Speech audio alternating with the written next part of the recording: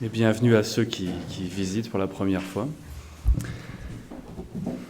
Je vous invite à prendre vos Bibles, excusez-moi, et aller dans Matthieu chapitre 13. Dans ce chapitre, le Seigneur Jésus donne une série de paraboles qui décrivent le royaume de Dieu. Et chaque parabole nous donne un aspect du royaume de Dieu. Donc l'intérêt, c'est de les considérer tout ensemble pour savoir vraiment tout ce que ça comprend, le royaume de Dieu. Et on ne va pas faire ça aujourd'hui parce que ça prendrait plusieurs heures. Mais ce que je vous propose de faire, c'est de voir une des paraboles pour voir un aspect du royaume de Dieu. Et puis un autre jour, dans une autre occasion, on en verra d'autres. Donc aujourd'hui, j'aimerais vous lire le verset 33 et le verset 34 qui suit. Il leur dit cette autre parabole. Le royaume des cieux est semblable à du levain qu'une femme a pris et a mis dans 3 mesures de farine, jusqu'à ce que toute la pâte soit levée. Jésus dit à la foule toutes ces choses en parabole et ne lui parlait point sans parabole, afin que s'accomplisse ce qui avait été annoncé par le prophète. J'ouvrirai ma bouche en parabole, je publierai des choses cachées depuis la création du monde. Donc dans cette très courte parabole, Jésus nous donne une image, un aspect du royaume de Dieu. Et l'aspect dans celle-ci, c'est comment est-ce que le royaume de Dieu grandit. Il veut que nous sachions comment est-ce que ça fonctionne, comment est-ce que ça grandit. Et il utilise une image pour ça, c'est l'image du levain. Alors, moi je ne suis pas tellement cuisinier, voire presque pas. Donc qu'est-ce que c'est que du levain exactement ? Déjà, c'est bien de savoir ce que c'est pour qu'on comprenne l'image. Bon, pour les gens à l'époque, c'était clair, ils savaient. Sinon, on leur explique.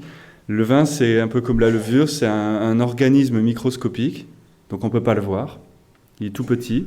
Mais si on en met un tout petit peu dans de la pâte, alors tout se lève, tout est transformé. Et ça fait gonfler les choses.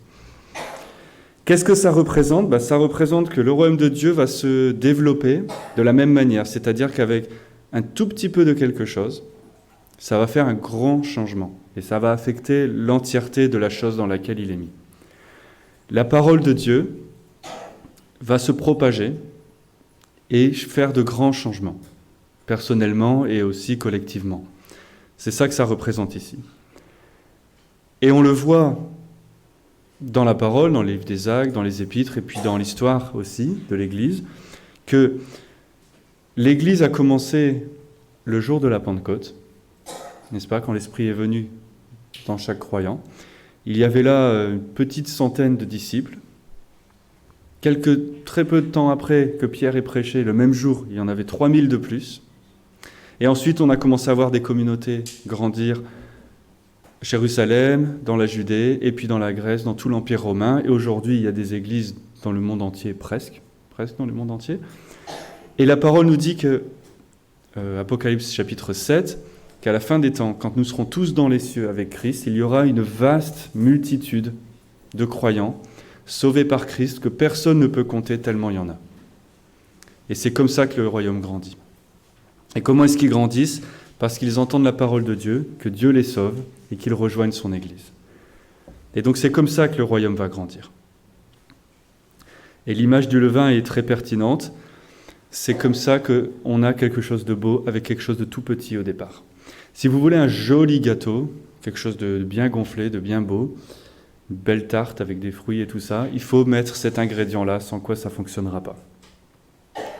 Donc c'est comme ça, c'est l'image que Jésus utilise ici. Et il nous dit que le royaume de Dieu va grandir, et de la même manière que le levain change toute la pâte, le royaume de Dieu va faire de grands changements dans le monde.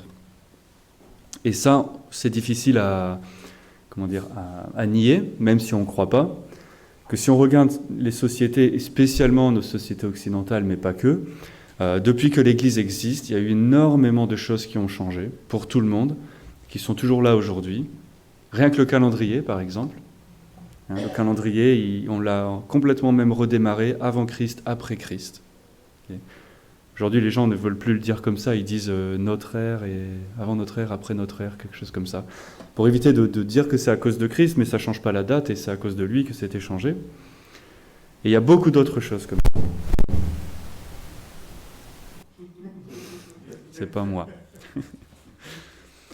Donc Dieu va utiliser son évangile, son Église, pour proclamer son évangile à tous les peuples.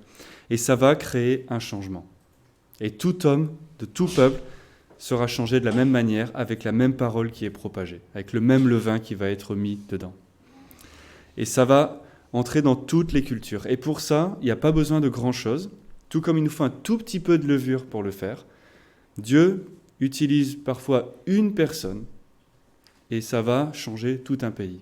Parce qu'une personne va apporter la parole, et va faire des disciples qui font des disciples, qui font des disciples, et c'est exponentiel comme ça. Et il ne suffit vraiment pas de grand-chose, parce que c'est Dieu qui fait ça. C'est Dieu qui change les choses. Aujourd'hui, depuis que l'Église existe, tous les peuples de toutes les nations peuvent entendre qui est Dieu, le vrai Dieu. Ils peuvent entendre les mots du Seigneur Jésus directement. C'est dans Romains 10, il dit « Comment est-ce qu'ils entendront même le Seigneur ?» Pas à propos du Seigneur, mais le Seigneur lui-même, parce que ce sont ses paroles à lui que nous faisons entendre aux gens. Et toute personne dans le monde, grâce à la grande mission qu'on a dans Matthieu 28, peut entendre le chemin pour le salut, comment être pardonné des péchés, comment être réconcilié à Dieu. Et il leur suffit d'une personne avec le message pour entendre ça. Et Dieu est glorifié lorsque ça se passe, lorsqu'on va partout dans le monde et qu'on proclame qui il est. Et Dieu est glorifié. Dans l'épître aux Thessaloniciens, Paul commence en disant qu'il les félicite et il glorifie Dieu parce qu'ils sont une des toutes premières églises qui étaient en Grèce. Donc vous imaginez la Grèce au 1er siècle, tout le monde est païen et c'est normal.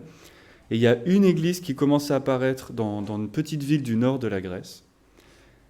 Et c'est pas du tout accepté, c'est même pas toléré, les gens savent même pas ce que c'est. Et pourtant, Paul dit, partout dans le pays, vous êtes connus pour votre endurance, persévérance, votre foi et votre obéissance au Seigneur.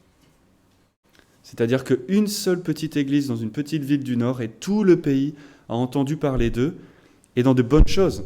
Il ne dit pas vous êtes connus parce que les gens pensent que vous êtes bizarres et que toutes les légendes bizarres que les gens racontaient sur les chrétiens au début, vous savez, ils disaient que les chrétiens, ils mangeaient les enfants et des choses comme ça, pour effrayer les gens en fait. Il dit non, ils étaient connus pour le fruit de l'esprit développé dans leur vie. Tout le pays a entendu parler d'eux comme ça. Une église.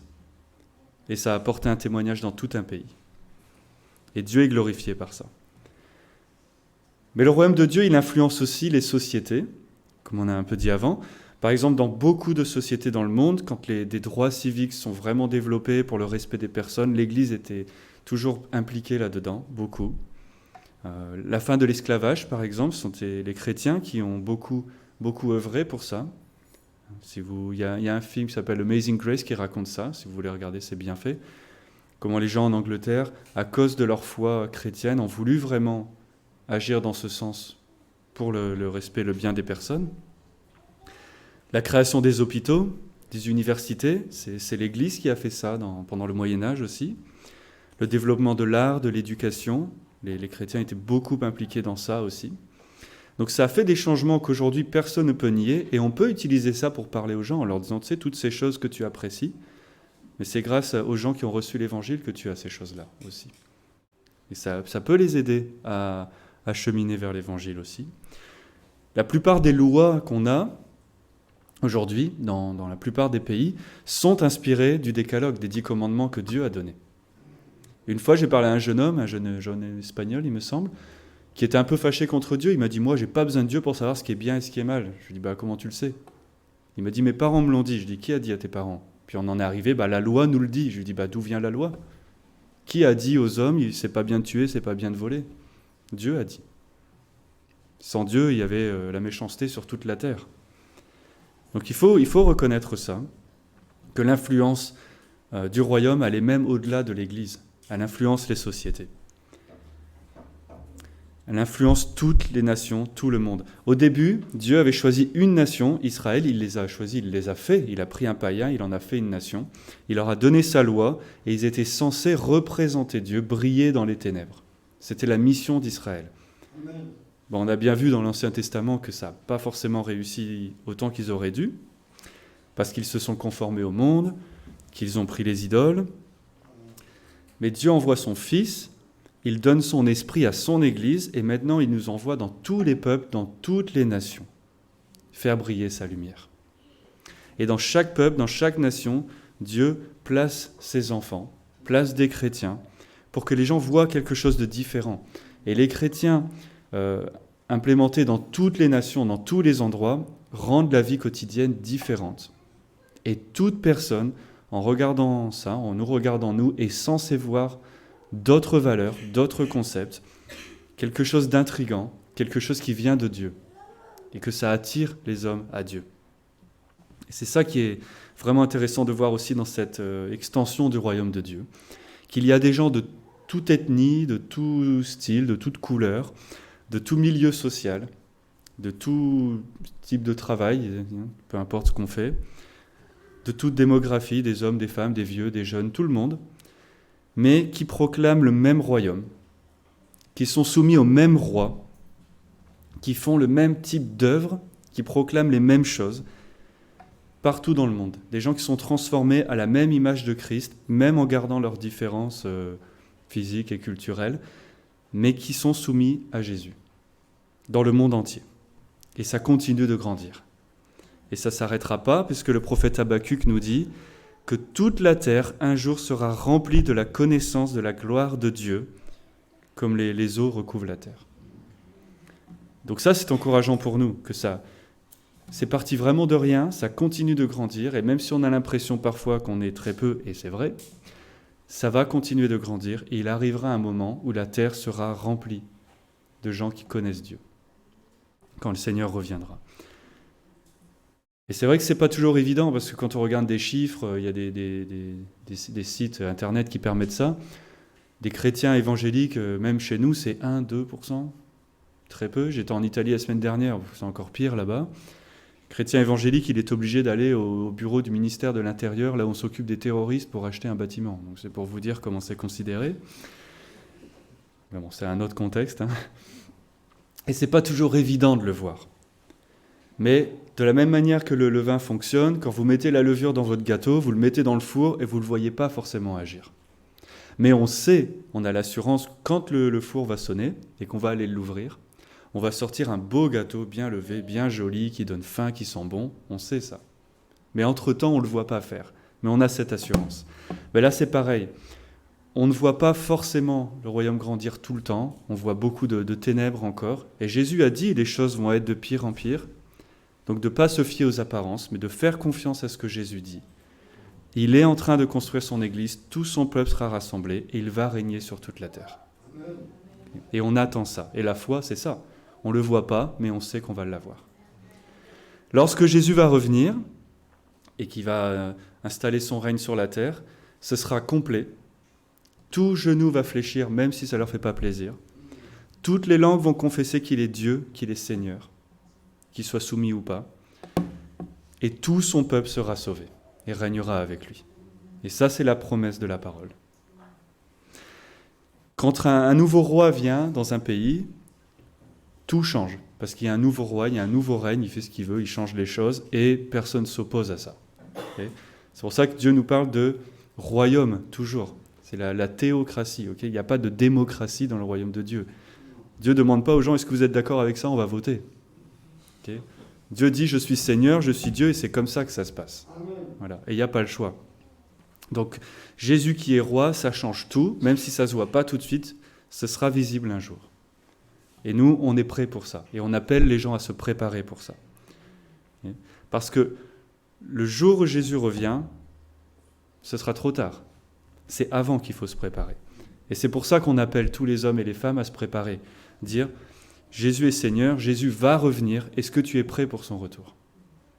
Chaque fois que je partage l'évangile avec quelqu'un, je leur dis ça. Je leur dis, voilà ton statut maintenant de pécheur, voilà ce que Jésus a fait pour les pécheurs. Tu dois recevoir ça. Et je leur dis, pour pas qu'ils prennent trop de temps à faire ça, si Jésus revient ce soir ou demain matin, et c'est le jugement, est-ce que tu es prêt ? Et on veut que les gens soient prêts. Il ne faut pas qu'on s'attende, par contre, à ce que les gens nous laissent christianiser, okay, des gros guillemets, nos sociétés. Okay. Le but, ce n'est pas ça. Jésus n'a pas dit allez créer des lois partout pour forcer les gens à obéir à Dieu même s'ils ne connaissent pas Dieu. C'est bien quand on peut faire ça, parce qu'on les bénit en faisant ça. Mais le but, ça n'est pas que des gens qui n'aiment pas Dieu se forcent à lui obéir. Le but, c'est que les gens viennent avec un cœur transformé à vouloir obéir à Dieu. Donc le rôle de l'Église, c'est pas de rendre le monde en apparence chrétien, mais dans leur cœur, c'est pas bon. Le but de l'Église, c'est d'aller proclamer l'Évangile pour que Dieu sauve son peuple en changeant leur cœur. L'Empire romain du 1er siècle, il n'est pas d'un seul coup, c'est pas tous dit tiens, même si on n'est pas chrétien, on va quand même tous faire ce que Dieu demande. Non, c'est pas du tout ce qui s'est passé. Et Israël n'a pas été libéré de l'oppression romaine non plus. Les États et leurs religions, même aujourd'hui, ne reconnaissent toujours pas que Christ est Dieu. D'ailleurs, c'est le point commun qu'ils ont tous entre eux, c'est qu'ils ne reconnaissent pas que Christ est Dieu. Mais pourtant, on continue de partager l'Évangile parce que malgré ça, tous les jours, Dieu sauve son peuple. Tous les jours, des gens se convertissent. Tous les jours, des gens sont nés de nouveau. Partout dans le monde. Même dans des pays où on se dit, oh là là, là-bas, on pense que c'est impossible, parce que la religion est mêlée à la politique et c'est clairement anti-chrétien. Dieu sauve son peuple là-bas aussi. Mais c'est un royaume spirituel pour l'instant. Ce n'est pas un royaume physique, jusqu'à temps que Jésus revienne. Et Jésus a dit à Pilate, il lui a dit, mon royaume, il n'est pas de ce monde, sinon tu verrais les gens se battre. Il a dit, non, c'est pas comme ça que ça fonctionne. On n'est pas là pour forcer des non-croyants à extérieurement obéir à Christ, ce serait des légalismes. On est là pour prêcher l'Évangile, proclamer la bonne nouvelle, appeler les gens à se repentir, à croire en Christ, faire des disciples de ceux qui répondent. Et comme ça, le royaume grandit. Et on obéit ensemble, en tant que croyants, au Seigneur Jésus jusqu'à ce qu'il revienne. Donc ça, c'est une chose. Une deuxième chose, c'est, puisqu'on parle de levain, c'est d'utiliser le bon levain. Parce que si vous faites une recherche dans votre Bible, vous savez, par mots, il y a des logiciels qui permettent ça, vous allez trouver plusieurs histoires avec du levain. Mais ce n'est pas toujours le même. Dans l'Ancien Testament, il est souvent mentionné, dans le Nouveau aussi, mais l'Ancien aussi, pour parler de choses mauvaises, qui se répandent aussi très facilement, comme le levain se répand facilement dans les gâteaux que vous faites. Il y a plusieurs types de levain et il faut choisir correctement. Matthieu 16, un peu après, Jésus dit « Méfiez-vous du levain des pharisiens et des sadducéens. » Qui sont les pharisiens et les sadducéens ? Si c'était aujourd'hui, on dirait « Méfiez-vous du levain des légalistes et des libéraux, parce que ceux qui commandent des commandements nouveaux qui n'ont jamais été inventés et ceux qui rejettent les commandements de Dieu, en gros. » Il dit « Méfiez-vous de ce levain-là, parce que ça aussi, ça se répand très vite. Mais c'est pas bon. Ça, c'est le mauvais levain. C'est quelque chose que tu mets dans ton gâteau, ça va partout, et maintenant, c'est plus bon. Et tu ne peux plus le manger. » Au verset 16, il dit « Méfiez-vous de l'enseignement des pharisiens sadducéens. Méfiez-vous de ce qu'ils disent. Méfiez-vous de leur message. » Il y a le message de l'Évangile et il y a le message de faux enseignants. Dans Luc 12, Jésus dit « Soyez sur vos gardes à cause du levain, encore une fois, des pharisiens, mais il précise qui est l'hypocrisie. » Pourquoi l'hypocrisie ? Parce que c'est quelque chose qui n'est pas vrai, mais qui prétend être vrai. L'hypocrisie, à l'époque, c'était de mettre un masque pour prétendre être quelqu'un d'autre. C'était pour le théâtre. Donc là, il dit, il y a des gens qui vont vous proposer un levain, et dessus, ce sera écrit « Oh, le bon levain pour ton gâteau », mais en fait, c'est pas vrai. C'est le marketing, c'est pas vrai, ce qui est écrit sur la boîte, quoi. Il dit « Ah, c'est très bon pour toi, et c'est pas vrai, quoi. » C'est la même chose ici. Il dit « Méfiez-vous de ça, parce que ça a l'apparence de la piété, mais ça n'en est pas. » C'est une couverture pour des choses légalistes, des choses immorales, pour la droiture de soi, de penser qu'on peut nous-mêmes faire des œuvres et avoir quelque chose. Ce sont de faux évangiles que la parole dit qu'il faut rejeter clairement, parce qu'il y a un seul évangile qui est vrai. Et il faut faire attention à ça, Dieu nous dit. Parce que ça aussi, ça va se répandre beaucoup, et si ça se répand beaucoup, on pourrait croire que c'est la bonne chose, mais ce n'est pas vrai. Il y a beaucoup de personnes qui diront « Ah, mais on t'a appelé Seigneur » et Jésus dit « Moi, je ne vous connais pas. » Mais il nous dit que le chemin et la porte est étroite et que peu le trouvent. Donc il y a deux types de levain. Il y a le bon levain, le mauvais levain. Et il faut discerner. Et ce n'est pas juste parce que ça se répand que c'est le bon, parce que les deux se répandent. Il faut regarder plus précisément. Il y a un levain qui est bon, un autre qui est mauvais. Il y en a un qui vient de Dieu, il y en a un qui vient de son ennemi. Il y en a un qui sème du blé dans les champs, et il y en a un qui sème des herbes. Il y en a un qui mène au salut, au pardon des péchés, et il y en a un qui mène à la perdition. C'est pour ça qu'il faut faire attention, parce que la différence est vraiment grande. Les deux vont se répandre dans le monde, les deux vont grandir, mais les deux ne sont pas bons, même s'ils en ont un peu l'apparence pendant un temps. C'est pour ça qu'on a cette autre parabole qui nous dit que quand le blé et l'herbe grandissent, il ne faut pas qu'on commence à vouloir faire le tri nous-mêmes, parce qu'on ne peut pas voir la différence encore. Et si vous regardez des images de ça, moi je suis allé voir les images pour voir, quand le blé et les herbes grandissent, ils sont exactement similaires, et c'est à la fin seulement qu'il y en a un qui devient un blé et que l'autre ne le fait pas. Mais quand on n'est pas à la fin, on ne peut pas vraiment voir lequel est lequel. Donc il faut vraiment faire très attention et discerner, tester tous les esprits, car tous les esprits ne sont pas de Dieu. Et de savoir vraiment qu'est-ce qui est en train de se répandre là, quel type de levain c'est. Que je sache vraiment, parce que si c'est le bon levain, je peux en manger. Si ce n'est pas le bon levain, je vais être malade. Moi, je veux savoir quels sont les ingrédients qui sont dans mon gâteau, pour ne pas manger n'importe quoi. Il y a des gens qui disent toutes les religions ou toutes les manières de vivre la foi sont bonnes, ils mènent tous vers Dieu de toute façon, mais ça n'est pas ce que la parole nous dit. La parole nous dit il y a un seul sauveur, c'est Christ. Il y a un seul berger qui mène à Dieu. Il est le bon berger. Il y en a un seul. Il y a un seul Dieu et médiateur entre Dieu et les hommes. Un seul. Et toutes les religions sont faites par les hommes et ne mènent pas à Dieu. Mais l'évangile, lui, vient de Dieu. Et lui réconcilie les hommes à Dieu. J'ai entendu même des pasteurs d'églises gigantesques dire tu sais, moi je ne sais pas si les autres religions mènent à Dieu ou pas. Comme je ne sais pas, je fais rien, je dis rien. Et j'ai pensé, si c'est lui ton pasteur, il faut que tu ailles dans une autre église. Il n'a pas lu sa Bible. C'est écrit, il y a un seul chemin vers le Père, c'est Christ. Les autres chemins ne vont pas vers Dieu. Il est écrit dans Acte 4, il n'y a aucun autre nom par lequel on doit être sauvé. Seul Jésus. Dans Romains 10, Paul nous dit « Quiconque fait appel au nom du Seigneur sera sauvé ». C'est une promesse. Mais ça veut aussi dire que si tu fais appel à un autre nom que celui du Seigneur Jésus, tu ne seras pas sauvé. Parce qu'il est le seul nom qui sauve. Il nous dit qu'il n'y a aucune condamnation pour ceux qui sont en Christ. Ça veut dire que ceux qui ne sont pas en Christ, peu importe dans quoi ils sont, il y a la condamnation encore sur eux. Et il faut qu'ils soient trouvés en Christ pour être pardonnés. Il y a une seule recette pour le royaume de Dieu. Il y a un seul levain qui fonctionne. Et d'autres évangiles, ça n'est pas la bonne nouvelle de Christ. Et il ne faut pas qu'on soit trompé par ces choses-là. Parce que Paul dit à Timothée, ça va être très tentant, très séduisant, ça va plaire à l'oreille des gens. Mais ce n'est pas vrai. Et qu'est-ce qu'on doit faire ? Il lui dit, prêche la parole. Dis à ces gens qui ont besoin d'entendre quel est le vrai évangile. Parce qu'on n'est pas sauvé quand on entend des choses confortables qui nous mettent à l'aise.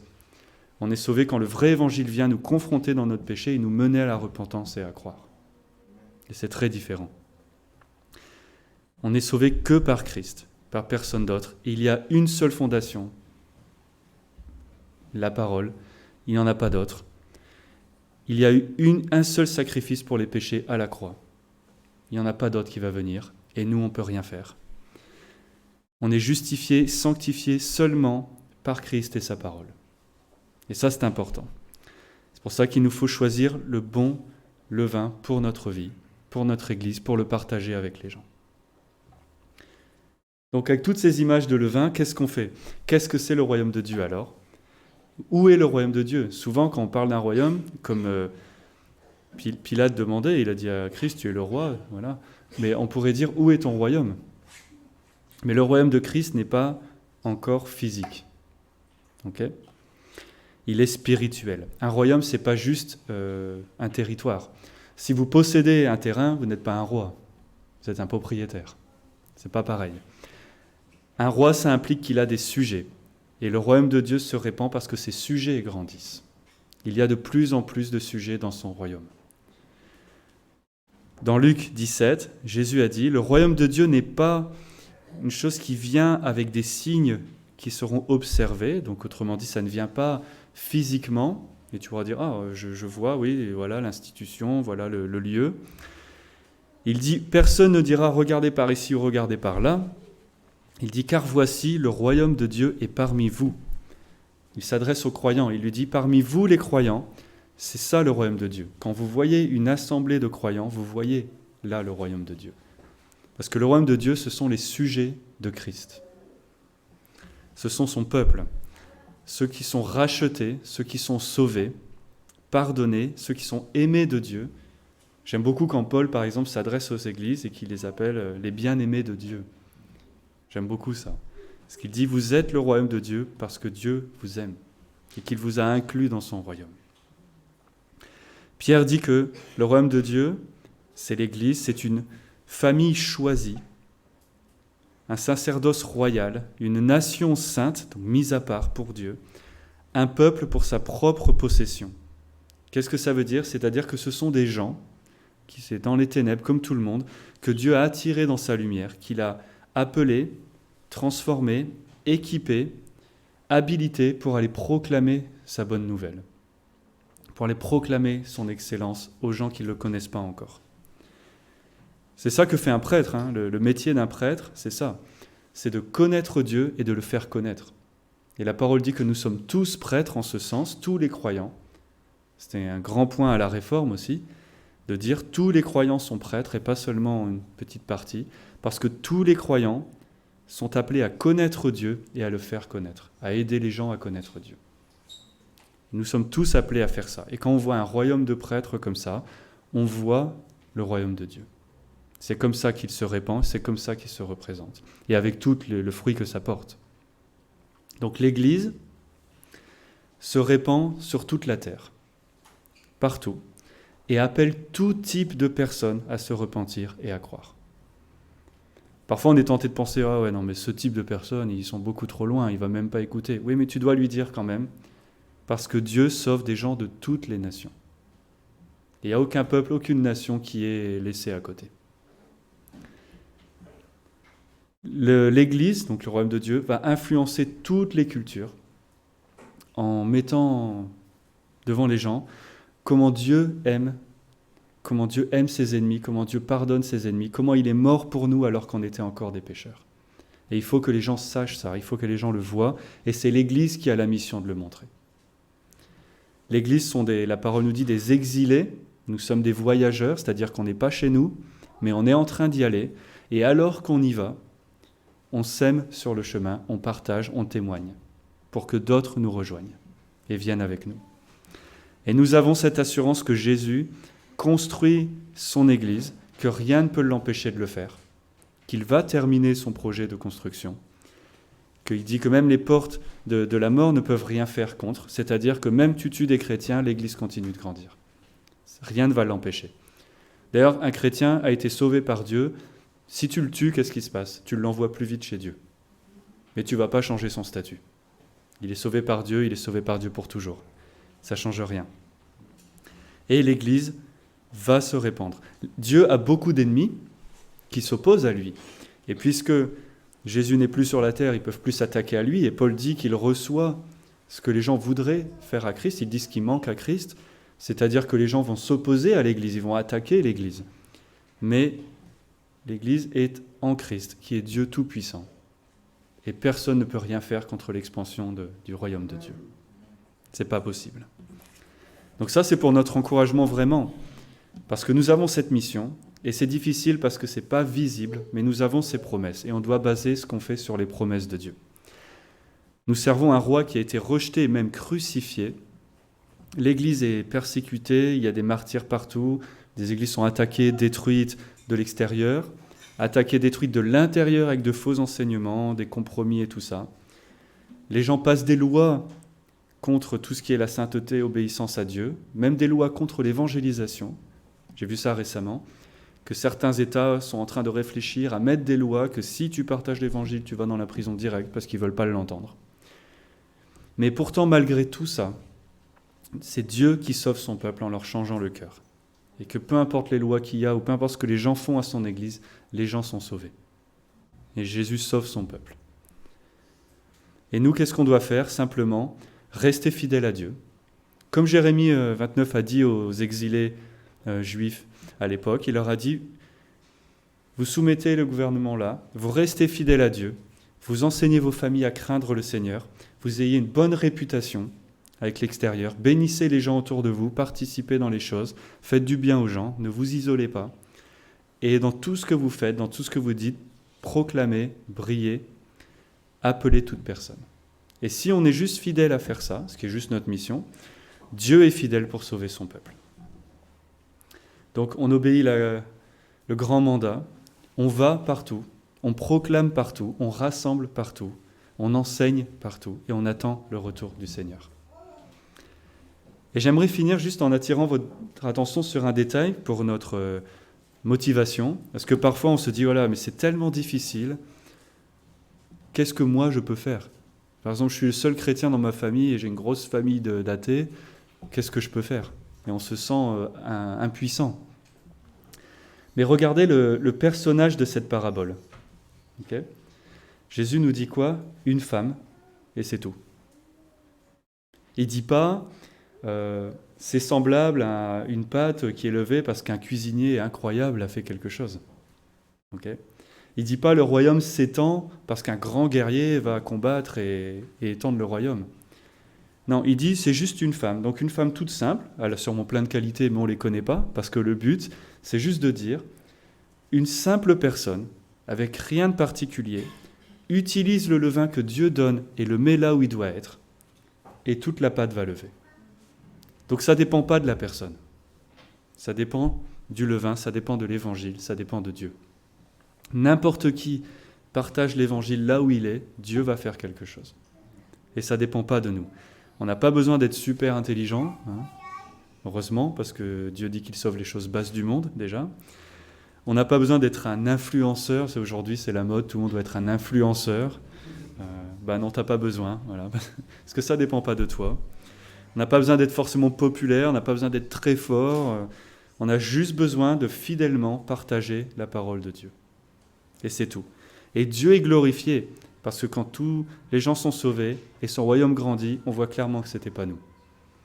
Quand 3000 personnes se sont converties à la Pentecôte, les gens savaient que ce n'était pas à cause des qualités oratoires de Pierre. Okay. Pierre, c'était un pêcheur dans le sens des poissons. Ce n'est pas quelqu'un qui était forcément très éduqué, mais quand Dieu l'utilise et qu'il proclame fidèlement ce que Dieu a dit, 3000 personnes ont été sauvées. Ce n'est pas à cause de Pierre. Donc on ne se regarde pas à nous et qu'on soit découragé, mais qu'on regarde à la promesse de Dieu et qu'on aille fidèlement semer son évangile. Et Dieu est fidèle, Dieu va faire son œuvre. Vous croyez ça ? Acte 2, tous les jours, Dieu ajoute à son Église les gens qu'il sauve, peu importe les circonstances. Donc je vous encourage vraiment à méditer toutes ces promesses plutôt que de trop regarder l'extérieur. Partagez sa parole avec fidélité. Le vrai évangile complet, comme Paul a fait à Athènes. Il n'a pas enlevé les parties touchy que les gens ne voulaient pas entendre. Non, il leur a tout dit. Fidèlement, faire confiance à Dieu, être encouragé par tout ça, s'encourager les uns les autres, et se préparer à louer Dieu pour tout ce qu'il a fait. Amen. Prions ensemble. Seigneur notre Père, on te remercie parce que tu nous assures dans ta parole de ta bonté, de ton amour, de ta puissance et de toutes ces promesses que tu nous as données. On te remercie pour cette espérance que tu nous donnes, que toutes ces choses que tu promets, on peut les attendre et elles vont arriver. On te prie que tu nous aides, chacun d'entre nous, à vraiment prendre confiance en toi et à aller proclamer à toute personne qui tu es, ce que tu as fait pour sauver les pécheurs et que tu reviendras bientôt. Nous te prions pour tous les gens auxquels on pense maintenant, de notre famille, de nos amis ou autres, qui ne te connaissent pas ou qui te rejettent encore, que tu puisses transformer leur cœur, qu'ils puissent nous rejoindre dans ton royaume et participer à cette belle œuvre de proclamer, que tu dis qu'ils sont beaux les pas de ceux qui apportent la bonne nouvelle. Et Seigneur, aide-nous à apporter ta bonne nouvelle partout, dans tous les coins de la terre. Et on a hâte de ton retour, que tu sois complètement glorifié sur toute la terre. Et on te prie dans le nom de Jésus. Amen. Merci.